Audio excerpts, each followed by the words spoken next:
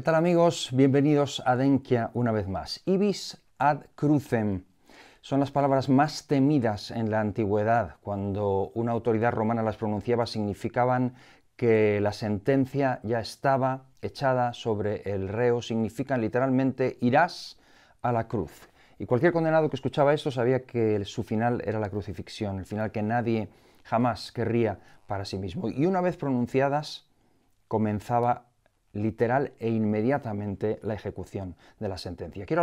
Estamos hablando del crucificado y quiero hablar de algunos de los detalles de las cosas que sucedían en el crucificado. Se pone un poco feo, un poco sucio, es algo que algunos piensan que es innecesario.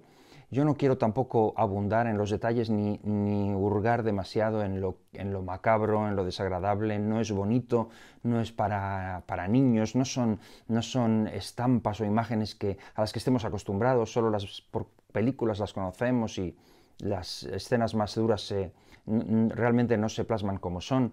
Pero la crucifixión es algo tan lejano para nosotros que si queremos realmente abordarlo desde el punto de vista histórico y sobre todo humano, lo que le sucedía al reo, realmente al condenado, necesitamos hablar de ellas y sobre todo por lo que viene después y que me gustaría comentar en la próxima sesión. Así que quiero hablar de ello brevemente y tampoco abundando demasiado y tampoco exagerarlo. De hecho, si exagero, tú debes juzgarlo, si lo que estoy diciendo es exagerado o no se ciñe a la realidad de lo que le sucede al reo. Quiero hablar solamente de cosas que a veces no pensamos demasiado porque lo tenemos así de lejano y lo vemos muy normal. Cuando se pronunciaban estas palabras se ejecutaba directamente la sentencia y era algo público. Era algo público. Hoy en día la sentencia a muerte es algo lejano para nosotros, algo que la mayoría de la gente no aprueba, no queremos, y desde luego las sentencias no se ejecutan públicamente, ni se trata de humillar a un condenado, ni de mostrarle a la gente, ni de divertirla, pero entonces sí, se buscaba precisamente eso, humillar al condenado y mostrar a los demás las consecuencias de lo que es un crimen, que todo el mundo lo pudiera ver. Así que cuando se decía ibis ad crucem, comenzaba la ejecución de la sentencia. Y lo primero era la tortura. Es cuando los especialistas hacían sus jueguecitos con el reo. Aquí lo que menos importaba era el condenado.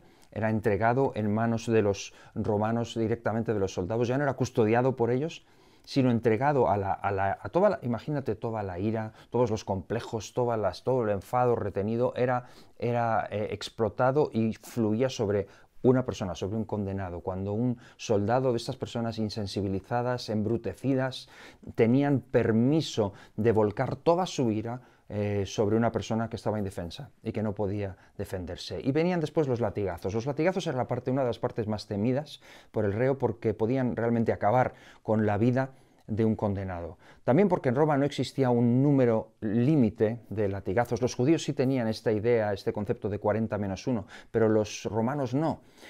Aunque un buen especialista sabía exactamente cuándo debía parar para que el reo no muriese, sino que muriese en la cruz.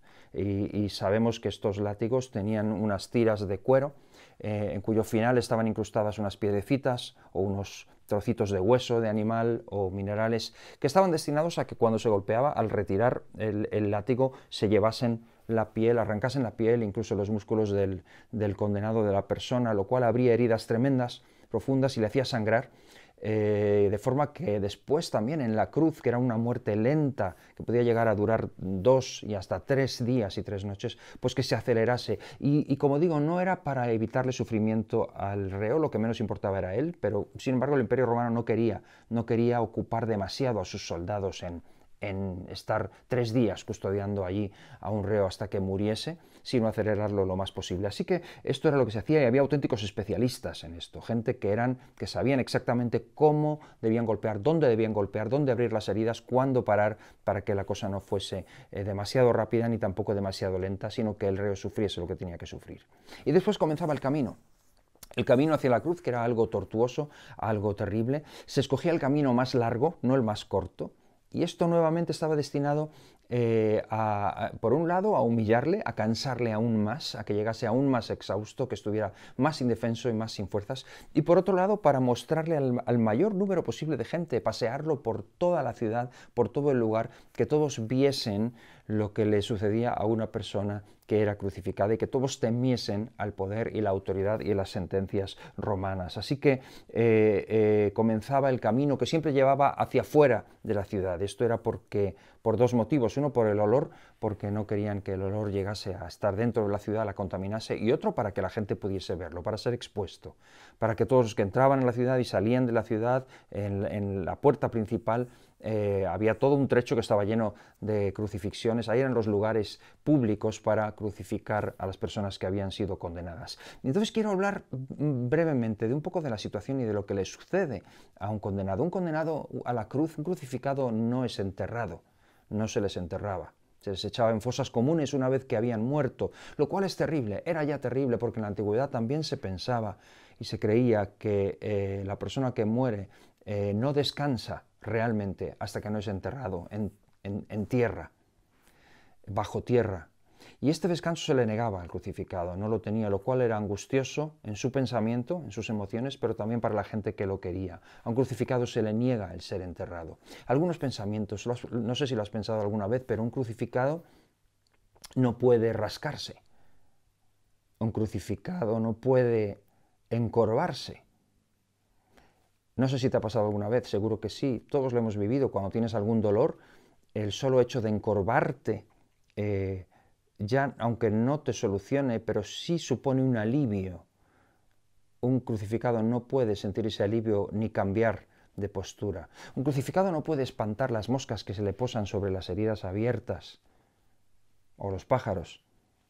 No se le concede esto.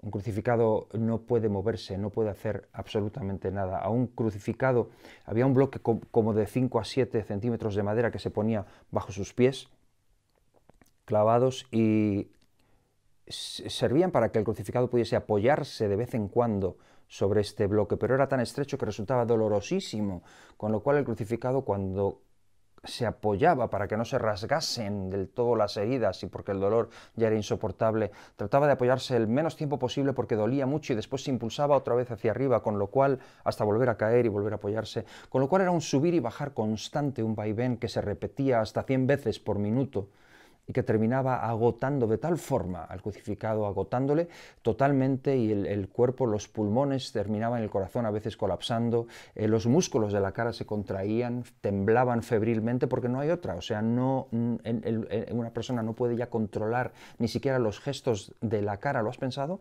Un crucificado no puede esconder su rostro entre las manos, ni puede tapar ninguna de las partes de su cuerpo que preferiría no exhibir públicamente. Se nos ha hecho creer que se les cubría con un paño o algo así, pero la realidad es que el crucificado era desvestido y clavado en la cruz desnudo. Y así, y con ese semblante, así era exhibido públicamente para que todos lo viesen, y extraños que no lo conocían ni lo habían visto nunca vieran al entrar y salir de la ciudad que allí había una persona que era crucificada. Y no solo ellos, sino también sus seres queridos, hijos, esposa, madre, padre, novia, que estaban allí al pie de la cruz. Y no era simplemente por hacerles sufrir o porque ellos querían estar cerca, evidentemente porque lo amaban, pero también si no se les ayudaba, los crucificados eran atacados por los animales carroñeros que se abalanzaban sobre ellos, aves o incluso cuadrúpedos, en cuanto podían, o si no había gente, se acercaban a la cruz y se encaramaban para poder alimentarse aún del cuerpo vivo del crucificado. Y esto sucedía si no se estaba allí con ellos para espantar a estos animales. Y así colgaban en el frío de la noche y en el calor del día, y la muerte sobrevenía por asfixia o por desangramiento, a veces simplemente por colapso del corazón o pulmonar, o sencillamente porque se desmayaban del propio dolor, estando aún en la cruz antes de morir. A un crucificado no se le permite acostarse.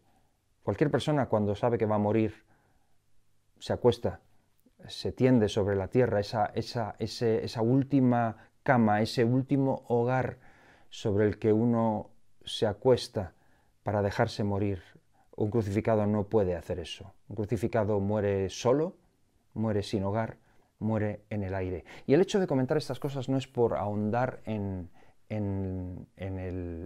esta cuestión o en lo macabro de una crucifixión. Ni siquiera estamos hablando de Jesús, estamos hablando de cualquier persona que era crucificada en el Imperio Romano. Pero quiero hablar de estas cosas porque lo que quiero abordar en la próxima sesión, quiero hablar de algo, de un fenómeno extraño, una auténtica locura. Resulta que en el siglo I surge un movimiento nuevo, un movimiento que a pesar de la represión y a pesar de las amenazas, crece y crece rápido y mucho y se extiende por todo el imperio y comienza a tener una dimensión universal, mundial, de influencia para todos. Y dicen tener una noticia, una buena noticia, les llaman cristianos. La noticia que tienen la llaman evangelio, que en griego significa buena noticia. Dicen que tienen una noticia buenísima que tiene que llegar a todos, que todo ser humano, sin importar condición o procedencia, necesita conocer y escuchar esa noticia. Y por más que les amenazan y les dicen que callen y que dejen de hablar de eso, dicen que no pueden, que la noticia tiene que llegar a todo el mundo porque es buena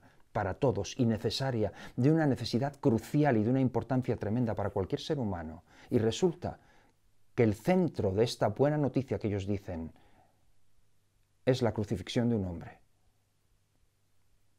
Esto es Denkia. Estoy contento de que estés al otro lado escuchando. Nos vemos en la próxima.